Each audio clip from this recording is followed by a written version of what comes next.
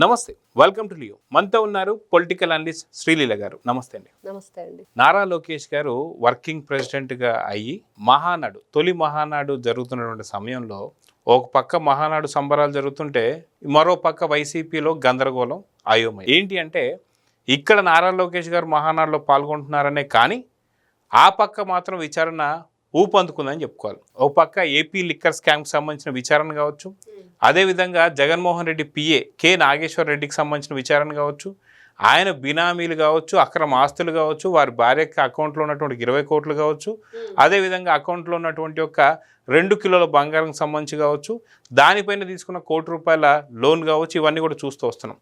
ఇవే కాకుండా మరో పక్క విజయసాయిరెడ్డి విచారణ కావచ్చు, అదేవిధంగా చూసుకుంటే ఈ ఫోరెన్సిక్ ల్యాబ్కి సంబంధించి ఈశ్వర్ రెడ్డి కానీ వీళ్ళకి సంబంధించిన ఫోటోలు కావచ్చు, జల్సా వీడియోలు కావచ్చు, ఇవన్నీ కూడా బయటకు వస్తున్నాయి. అంటే రెండో మహానాడు అయిపోయిన వెనువెంటనే ఖచ్చితంగా నారా లోకేష్ గారు ఆధ్వర్యంలో ఇప్పుడు ఇలాంటివి జరుగుతున్నాయంటే వైసీపీ వెన్నులో ఇప్పుడు వణుకు స్టార్ట్ అయిందా? ఎందుకంటే మనం చూస్తున్నాం, కూటమి ప్రభుత్వం వచ్చిన తర్వాత ఫస్ట్ 2 నెలలు వారు చేసినట్టుగా, అంటే వైసీపీ నేతలు చేసినట్టుగానే ఏదన్నా కక్షపూరిత రాజకీయాలు చేస్తారేమో అనుకున్నారు. కానీ చాలా సైలెంట్గా అభివృద్ధి వైపు వెళ్ళారు. ఇప్పుడు అభివృద్ధి రుచి అనేది ఆంధ్రప్రదేశ్ ప్రజలు చూశారు. కానీ లోకేష్ గారి దెబ్బ రుచి ఇప్పుడు వైసీపీ చూడబోతుందా? నిజంగా జగన్ వెన్నులో వణుకు పడుతుందా? ఎలా చూడాలంటారు? అంటే నిజంగా ఈ రోజున తెలుగుదేశం పార్టీ 44 సంవత్సరాల వసంతాలు ఏదైతే మనం చెప్పుకున్నామో, ఈ 44 సంవత్సరాలు తర్వాత కూడా ఇంకా అదే ఊపుతోటి, అదే ఉత్సాహంతో, అదే ఉత్తేజంతో మొన్న మహానాడు కార్యక్రమం, అందులో 3వ తరం నాయకుడు, యువ నాయకుడు నారా లోకేష్ గారు వర్కింగ్ ప్రెసిడెంట్గా తొలి సభది. మరి ఆయన నిర్ణయాలు ఎలా ఉంటాయి, మరి ఎవరితో ఎలా మరి ఆ కార్యక్రమాన్ని కొనసాగించారు, ఎంతమందికి ఎన్ని విధాలుగా ఆ సభ గౌరవాన్ని అందించారో మనం చూసాం. అంటే ముఖ్యంగా ఆ రోజున మాట్లాడిన ఎమ్మెల్యేలు కూడా కార్యకర్తలకి ఎలాంటి మనం ఒక గౌరవాన్ని ఇవ్వాలి అనే విధంగా. మరి ఇవన్నీ ఒకవైపు అయితే నిజంగా మీరంటున్నట్లుగా రాష్ట్ర ప్రజలు అభివృద్ధిని, సంక్షేమాన్ని, క్షేమాన్ని అన్నిటినీ కూడా చూశారు. చూసిన తర్వాత ఖచ్చితంగా మా పిల్లలకి మంచి భవిష్యత్తు ఉంటుంది, పిల్లల భవిష్యత్తుకి బంగారు బాట వీళ్ళు వేశారు, ఖచ్చితంగా వీళ్ళ జీవితం ముందు ముందు ఒక పూల పాన్పులానే ఉంటుంది అనేది వాళ్ళు ఫిక్స్ అయిపోయారు. మరి అట్లాంటప్పుడు వాళ్ళకి ఆ నమ్మకాన్ని, ఆ ధైర్యాన్ని తీసుకొచ్చిన తర్వాత నెక్స్ట్ ఏం చేయాలి? ఈ రోజున వాళ్ళు ఏదైతే కోరుకుంటున్నారో, ప్రజల కోరిక ఇక్కడ ముఖ్యంగా చెప్పాలంటే, ఎందుకంటే వాళ్ళే ఇబ్బంది పడ్డారు, వాళ్ళే నరక యాతన అనుభవించారు, వాళ్ళ పిల్లల జీవితాన్ని కూడా మరి ఎవరి ద్వారా కోల్పోయారనేది కూడా వాళ్ళు 2024 ఎలక్షన్లో చూపించారు. మా జీవితాలు చీకటి మయం చేసింది ఎవరు అనేది. మరి అలాంటి వ్యక్తులు వాళ్ళు చేసిన పనులు ఎన్ని రకాలుగా వాళ్ళు రాష్ట్రాన్ని కొల్లగొట్టారు. మరి వాళ్ళకు కూడా మరి పనిష్మెంట్ ఇవ్వాలి కదా. ఖచ్చితంగా అభివృద్ధి ఒకవైపు అంటే, ఇంకొక వైపు వాళ్ళకి దుష్ట శిక్షణ, శిష్ట రక్షణ. మరి ఇవన్నీ కూడా చూసినప్పుడు ఖచ్చితంగా జగన్మోహన్ రెడ్డికి వణుకు పుడుతుందంటే పుడుతుంది. ఈ రోజున మొన్నటి వరకు ఏమనుకున్నాము, ఏముందిలే జగన్మోహన్ రెడ్డికి తెలియదంట పాపం, వాళ్ళ ఓఎస్డీలైనా వాళ్ళ అజయ్ కల్లం రెడ్డి మరి ఆయనకి ప్రిన్సిపల్ అడ్వైజర్గా ఉన్నా, మరి రాజకేశ్ రెడ్డి ఆయనకి లీగల్ అడ్వైజర్గా ఉన్నా, ఆయన కూడా ఎవడబ్బా వీడు, ఎవరి రాజకేశ్ రెడ్డి అంట అని అన్నాడు. మనం సాక్షాత్ వీడియోలో విన్న మాటలు, చూసిన మాటలు అవి. మరి ఆ రోజున ఎవరీడు రాజకేశ్ రెడ్డి, మనకేం సంబంధం, నాకేం అవసరం, ఎవరు వీళ్ళు, నన్నెందుకు అంటున్నారు అన్న జగన్మోహన్ రెడ్డి గారు, మరి ఈ రోజున వీళ్ళందరూ కూడా నీతో పాటు నీ గవర్నమెంట్లో నీ దగ్గర పనిచేసిన వాళ్ళు, నువ్వు ముఖ్యమంత్రిగా వెలగబెట్టావు ఆ రోజున. మరి క్లియర్గా అర్థమవుతుంది కదా. ఈ రోజున ఆయన పిఏ స్వయంగా, మరి ఈయన పర్సనల్ అసిస్టెంట్గా ఉన్నాడా పిఏగా, మరి లేకపోతే పర్సంటేజ్ అసిస్టెంట్గా ఉన్నాడా అని చెప్పి అడుగుతున్నారు ప్రజలు. మరి మీతో పాటు ఈయన పర్సంటేజ్ తీసుకుంటూ కోట్ల రూపాయలకి పడగలెత్తాడు. అంటే ఆయన అంటున్నాడు చిన్న చిన్న వ్యాపారాలు చేసుకున్నాడని. అంటే జగన్మోహన్ రెడ్డి చిన్న చిన్న దొంగతనాలు కదా అన్నాడు కదండి. అలాగే చిన్న చిన్న వ్యాపారాలు అంటే తాడేపల్లి ప్యాలెస్ ముందు పకోడీలు బండి పెట్టుకున్నాడా, బజ్జీలు బండి పెట్టుకున్నాడా, ఏం పెట్టుకుంటే మరి ఈయన ఇన్ని కోట్ల రూపాయలు గడించాడు? అంటే వాస్తవానికి కె నాగేశ్వర రెడ్డికి సంబంధించినటువంటి ఒక నేపథ్యం చూసుకుంటే, గతం చూసుకుంటే, వారి తల్లిదండ్రులు ఒక చిన్న టిఫిన్ సెంటర్ పెట్టుకునేవాళ్ళట. అదేవిధంగా కె నాగేశ్వర రెడ్డి వచ్చేసి సాక్షి ఛానల్లో 10,000 నుంచి 12,000 రూపాయల జీతం తీసుకునేవాడట. నిజంగా 10-12,000 జీతం తీసుకునేవాడు నిజంగా తన ఆర్థిక సంబంధించి ఇప్పుడు చూసుకుంటే నిజంగా టిఫిన్ల బండ్ల మీద ఏమైనా సంపాదించాడని చెప్పి అనుకోవాలా, లేదా మీరు అన్నట్టుగా పర్సంటేజ్లు ఏమన్నా సరే వాటాలు తీసుకున్నాడు అనుకోవాలి? పర్సంటేజే, ఆయన పర్సంటేజ్ అందరికీ తెలిసిన విషయమే. ఈ రోజున మనం చెప్పుకుంటే జగన్మోహన్ రెడ్డి గారు కూడా పాపం అసలు నేను జీతమే తీసుకోకుండా పనిచేస్తున్నానో, లేకపోతే ₹1 జీతం మరి ఆయనకి మరి తండ్రిని అడ్డం పెట్టుకొని ఎన్ని వేల కోట్ల రూపాయలు కొల్లగొట్టాడు. మరి తండ్రి చనిపోయిన తర్వాత కూడా చూస్తున్నాం, ఎవరైతే ఇప్పుడు ఈ రోజునున్న ఆ బీటెక్ రవి గారు చెప్పే మాటలు కానివ్వండి, మరి తర్వాత అప్పటి నుంచి కూడా వాళ్ళ తాత దగ్గర నుంచి తండ్రి దగ్గర నుంచి వాళ్ళతో పాటు మరి ఆ రోజున పోటీగా వాళ్ళు యుద్ధ రీతిలో జరిగి వాళ్ళంతా కొట్లాట్లు జరిగి ఎవరిని ఏ విధంగా చంపారు, ఎంతమందిని మట్టుబెట్టించారు, ఎన్ని రకాలుగా కక్షపూరిత రాజకీయాలు చేశారు జగన్మోహన్ రెడ్డి తండ్రి తాత అనేది అందరూ పోసగుచ్చినట్లు చెప్తున్నారు. మరి అవన్నీ పార్థసారథి రెడ్డి గారు కూడా చెప్పారు. ఇవన్నీ చూసిన తర్వాత జగన్మోహన్ రెడ్డి మరి రూపాయే తీసుకున్నాడా, నిజంగా రూపాయికే పనిచేశాడా, అసలు ఏ పాపం కూడా ఆయన ఎరగడా అంటే ఈ రోజున మరి ఆ పాపం ఎవరిది? ఇంకా 2 రోజుల్లో సజ్జల రామకృష్ణారెడ్డి గారికి నోటీసులు వెళ్ళబోతున్నాయి, బాబు రా వచ్చి సమాధానం చెప్దుకొని అని. మరి ఆయన వస్తాడా, వస్తే ఏం చెప్తాడో కూడా మనం చూడాలి. అయితే ఏపీ లిక్కర్ స్కామ్ సంబంధించి ఓన్లీ ముడుపులే 3,500 కోట్ల పైచలకు స్కామ్ మనం చూసాం. అసలు ఎంత అనేది ఇంకా ముందు బయటపడనుంది. అయితే దీనికి సంబంధించి అసలు వీళ్ళు చేసింది ఏంటి అని చెప్పేసి చూస్తే వీరి ఫోన్ల నుంచి ఫోరెన్సిక్ ల్యాబ్ దగ్గర నుంచి వచ్చినటువంటి ఒక ఫోటోలు కావచ్చు, వీడియోలు కావచ్చు, వాట్సాప్ చాటింగ్ కావచ్చు, ఇవన్నీ కూడా బయటకు వచ్చాయి. ఏం దొరికే దాంట్లో అంటే విలాసవంతమైన జీవితం అంటే ఈ రోజున యువత ఎవరైతే చూస్తున్నాం, ఒకవైపు డిఎస్సి మెగా డిఎస్సి కానివ్వండి, ఇంకొక వైపు క్వాంటమ్ వ్యాలీ కానివ్వండి, ఇంకొక వైపు చూస్తే రాయల్ ఎన్ఫీల్డ్ కానివ్వండి, ఇవన్నీ కూడా ఈ సంస్థలన్నీ తీసుకొస్తే ఏం చేస్తున్నారంటే యువతకి ఉద్యోగాలు ఇస్తున్నారు. మరి జగన్మోహన్ రెడ్డి గారు కూడా ఇంతకంటే గొప్ప ఉద్యోగాలు ఇచ్చాడు యువతకి. ఎవరు బాగా డబ్బు కోసం ఇబ్బంది పడుతున్నారు, ఎవరు ఈజీగా మనీ వస్తుందంటే మన వలలో పడతారని చెప్పి ఆయన వాళ్ళకి ఉచ్చు వేశాడు.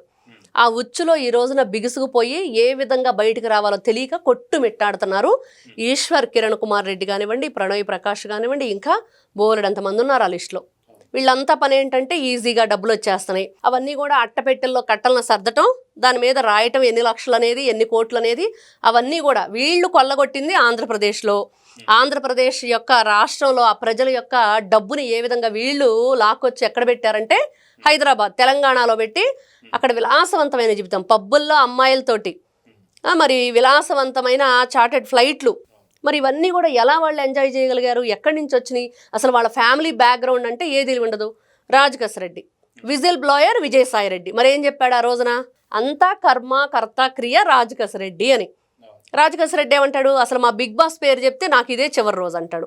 అంటే వీళ్ళు ఎంత పక్కా ప్రణాళికతోటి మరి ఇవన్నీ కూడా రచించారు, ఎన్ని విధాలుగా కోట్ల రూపాయలు దోచేశారు, ఎక్కడెక్కడ వాటిని దాచేశారు, ఎన్ని విధాలుగా వీళ్ళు ఎంజాయ్ చేశారో చూస్తే మనం చూసాం. ఇక్కడ హాస్పిటల్స్ కానివ్వండి, పెద్ద పెద్ద విల్లాలు కానివ్వండి, ఈ రోజున ఈ పిఏ ఎవరైతే నాగేశ్వర్ రెడ్డి ఉన్నాడో, సింగయ్యని వీళ్ళు కారుతో తొక్కించినప్పుడు కూడా కారులో ఉన్నాడు. జగన్ పిఏ ఉన్నాడు, జగన్ ఉన్నాడు, మరి రజనీ ఉంది, పేరుని నాని ఉన్నాడు, వీళ్ళందరూ కూడా 5-6 దాంట్లో వ్యక్తులు ఉన్నారు. మరి ఆ రోజున వీళ్ళకి తెలియదు ఒక ప్రాణం మన కారు కింద నలిగిపోతుందని. ఇట్లాంటి వ్యక్తులు ఎంత కిరాతకమైన మనస్తత్వం. ఈ రోజున ఈయన చెప్తాడు, నేను ఏదో చిన్న చిన్న వ్యాపారాలు చేసుకుని డబ్బులు సంపాదించానని. ఏ చిన్న వ్యాపారం చేస్తే ఎంత వచ్చిందండి? అదే వ్యాపారాలు రాష్ట్రంలో యువత అందరికి పెట్టించుంటే అందరూ కోటీశ్వర్లు అయి ఉండేవారుగా. మరి ఖచ్చితంగా ఏమాత్రం ఆలోచన దాంట్లో ఎటువంటి సందేహం లేదు. ఇట్లాంటి వ్యక్తులు ఇన్ని రకాలుగా రాష్ట్రాన్ని కొల్లగొట్టి ఈ రోజున ఏం తెలియనట్లుగా, మాకేమీ సంబంధం లేనన్నట్లుగా ఎంత ఈజీగా చెప్పేస్తున్నారు సమాధానం.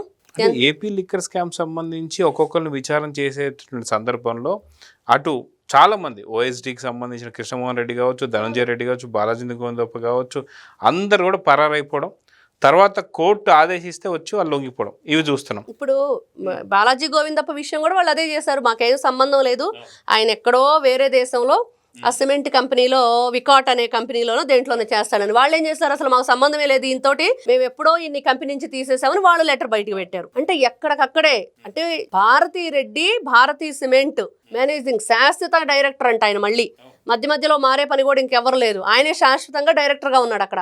ఆ డైరెక్టర్ దగ్గర నుంచి ఈ రోజున జగన్మోహన్ రెడ్డి పిఏ వరకు అవినీతి అవినీతి అవినీతి అవినీతి, ఎటు చూసినా అవినీతి. ఎన్ని రకాలుగా ఎన్ని దారులు వీళ్ళు, అంటే అడ్డదారులు దొడ్డుదారులు అంటాం కానీ ఈ దోపిడీదారులు అనేవాళ్ళు ఇంకెంతమంది వస్తారు, ఎన్ని రకాల కుట్రలు బయటపడతాయి, ప్రజల సొమ్ముని ఈ రోజున ఎన్ని రకాలుగా వీళ్ళు దిగమింగారనేది పూర్తిగా నిజంగా మన సినిమా చూసాం. ఏదంటే ఒక లిక్కర్ కుంభకోణానికి సంబంధించి ఇదిగో విజువల్స్తో సహా అలాంటి సినిమాలు ఎన్ని తీయాల్సి వస్తుందో. అయితే ఇక్కడ మనం చూసుకుంటే ఇలా ప్రతి ఒక్కరు కూడా పారిపోయినటువంటి సందర్భం చూసాం. అలాంటి సందర్భమే మళ్ళీ ఏదైతే ఆంధ్రప్రదేశ్లో జరుగుతున్నటువంటి కుంభకోణం అరాచకం అంటే అది వేరు. కూటమి ప్రభుత్వం కంప్లీట్గా వచ్చిన తర్వాత 2 సంవత్సరాల తర్వాత ఇప్పుడు బయటపడుతున్న ఇంకొక నిజం ఏంటంటే వినుకొండ మాజీ ఎమ్మెల్యే బొల్ల బ్రహ్మనాయుడు వచ్చేసి హైదరాబాదులో ఖరీదైనటువంటి ఒక ప్రభుత్వ భూమికి సంబంధించి ఆయన పూర్తిగా పేపర్లు మార్చేసి దాదాపు 1000 కోట్ల స్కామ్. ఇప్పుడు విచారిస్తానికి వెళ్తే పరారు. సో మళ్ళీ పరారు. వైసీపీ నేతలంతా అక్రమాలు, అవినీతి ఇవన్నీ చేయడం, పరారు అయిపోవడం. అంతేనా వీళ్ళ యొక్క జీవితాలు అంటే? అండి 1000 కోట్ల ఖరీదైన భూమి, ఎకరం 100 కోట్లు, 5 రకాల జీవోల్ని అవి లేనివి కూడా ఉన్నట్లుగా సృష్టించి ఆ పేపర్లు కానివ్వండి, దానికి సంబంధించిన రిజిస్ట్రేషన్లు కానీ అవన్నీ కూడా నేను చూసుకుంటాను అని ఈ బొల్లా బ్రహ్మనాయుడు అనే వ్యక్తి ఎన్ని రకాలుగా మరి అవతల వ్యక్తులను మోసం చేశాడు, ఎంత భూమిని ఈ రోజున కొట్టేశాడంటే కోట్ల రూపాయలు. 1000 కోట్లు అంటే అసలు ఎలా ఆలోచించాలి వీళ్ళ గురించి? అంటే ఆయన ఒక స్లోగన్ ఉందంట అతని ఏదైతే ఇన్స్టా పేజ్లో, మంచి చేసాం మళ్ళీ వస్తామని. మరి ఏం చేశారు మంచి? వీళ్ళు రాష్ట్రాన్ని ముంచేశారు కదా. ఓన్లీ ఆంధ్రప్రదేశ్ రాష్ట్రం పక్క రాష్ట్రాలను ముంచాలనే ప్రయత్నం. అదే కదా, అసలు ఎక్కడ 2 తెలుగు రాష్ట్రాలను కూడా వీళ్ళు వదిలిపెట్టలేదు. ఎక్కడ దోచారు, ఎలా ఎందుకంటే వీళ్ళ ఎంపీ అభ్యర్థి అనుకుంటా బుట్టా రేణుకనో ఎవరు ఆవిడ, మరి ఆవిడ కూడా అంతే, బ్యాంకులో 250 కోట్ల పైగా ఆవిడ రుణాలు తీసుకోవటం, ఏదో ఆ ప్రాబ్లం ఉన్న భూములన్నీ కూడా దాంట్లో వాళ్ళు ఆ రోజున పెట్టి ప్రాపర్టీగా తీసుకున్నారు. ఇప్పుడు బ్యాంకు ఈ రోజున వీళ్ళు కట్టకపోతే దాన్ని వేలం పాటేద్దామంటే ఎవడు కొనే పరిస్థితి లేదు, అది ప్రాబ్లంలో ఉంది. ఎవరు తీసుకుంటారు? ఇట్లా వీళ్ళు అతి తెలివితేటలు. ఈ రోజున అన్నం పెట్టే రైతుకు మాత్రం 1 ఎకరం భూమి పెట్టుకోమంటే 100 రకాలు అడుగుతారు బ్యాంక్ వాళ్ళు. ఇట్లాంటి వాళ్ళకి మాత్రం ఈజీగా ఇచ్చేస్తారు. ఇట్లాంటి వ్యక్తులు ఎవరైతే ఈ బొల్లా బ్రహ్మనాయుడు కానివ్వండి, ఈ జగన్మోహన్ రెడ్డి పిఏ కానివ్వండి, వీళ్ళందరూ కూడా ఎన్ని రకాలుగా మోసాలు చేశారు, ఎన్ని విధాలుగా. మరి ఈ బొల్లా బ్రహ్మనాయుడు అనే వ్యక్తి పరారులో ఉన్నాడు అంటున్నారు. నిజంగా పరారులోనే ఉన్నాడా? మరి శుక్రవారం ఏమో నరసరావుపేట ఏరియా అంతా కూడా పర్యటించాడు అని అంటున్నారు. మరి పోలీసులు కనిపించలేదా అనేది కూడా ఒక క్వశ్చన్ వస్తుంది. లేదా యలహంక ప్యాలెస్ లో దాక్కున్నాడు. మరి ఎన్ని రకాలు, తాడేపల్లి ప్యాలెసా, యలహంకానా, ఈ బెంతాహైకి బోలెడన్ని ఉన్నాయి కదా, ఎక్కడైనా దాక్కోవచ్చు.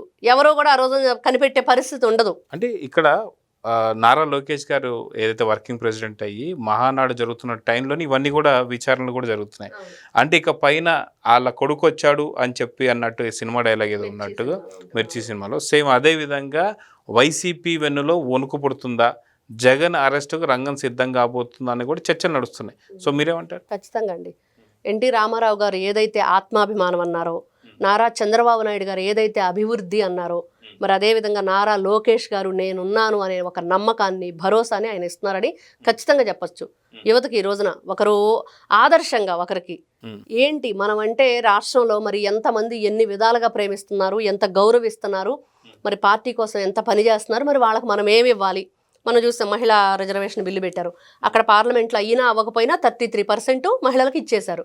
మరి ఎవరిస్తారు? ఎలక్షన్ ఏమన్నా ఇదిగో రేపు మాపు ఎలక్షన్ అంటే ఫోన్లే ఓట్ల కోసం ఇచ్చారు అనుకోవచ్చు, అది కూడా లేదుగా. ఇంకా 3 సంవత్సరాలు ఉంది. మరి ఈ లోపుగా ఎంతమందిని ఫిల్టర్ చేస్తారు, ఎన్నుకుంటారు, వాళ్ళ ద్వారా మరి ఎంత సర్వీస్ని ఇస్తారు. ఖచ్చితంగా కింద నుంచి వచ్చే నాయకుడు ఎలా ఉంటాడు, మరి పార్టీ జెండా మోసే నాయకుడు ఎలా ఉంటాడు, ఇవన్నీ చూస్తూ ఉంటే మరి జగన్మోహన్ రెడ్డి గారికి ఏం చేయాలి? ఎన్ని రకాల నాటకాలు, మతాలు తీసుకొచ్చాడు, తర్వాత ప్రాంతీయ విభేదాలు తీసుకొచ్చాడు, 1 కాదు 2 కాదు, ఎన్ని రకాలుగా వేస్తున్నా అన్ని బూమరాంగైని. మరి ఇప్పుడు ఏం చేయాలో అర్థం కాక కొత్త అవతారాలతోటి రకరకాలుగా ఆలోచనలు చేస్తూ మరి భయం వేస్తుంది. ఖచ్చితంగా వాడి కొడుకు వచ్చాడంటే మరి మరోలా ఉండిద్ది అనేది చేతల్లో చేసి చూపిస్తున్నారు. కాబట్టి ఒకవైపు అభివృద్ధి కానివ్వండి, బయటికి తీస్తున్న వీళ్ళ అవినీతి కానివ్వండి, 2 కూడా మరి జగన్మోహన్ రెడ్డికి తట్టుకునే శక్తి ఉందా అంటే నిజంగా మీరు అంటున్నట్లుగా జగన్మోహన్ రెడ్డికి వెన్నులో వణుకు పుట్టడం ఖాయం. చూద్దామండి, ఖచ్చితంగా జగన్మోహన్ రెడ్డి వెన్నులో వణుకు పుడుతుంది. సో జగన్ అరెస్ట్ కూడా అతి తొందరలో ఉండబోతుందా? మీరు ఇందాక అన్నట్టుగా సజ్జలని పిలిచి విచారించబోతున్నారా అంటే అవుననే సమాధానం వినిపిస్తుంది. సో చూద్దాం ఏం జరగబోతుంది. నమస్తే. నమస్తే అండి. Please subscribe to Leo News for more videos.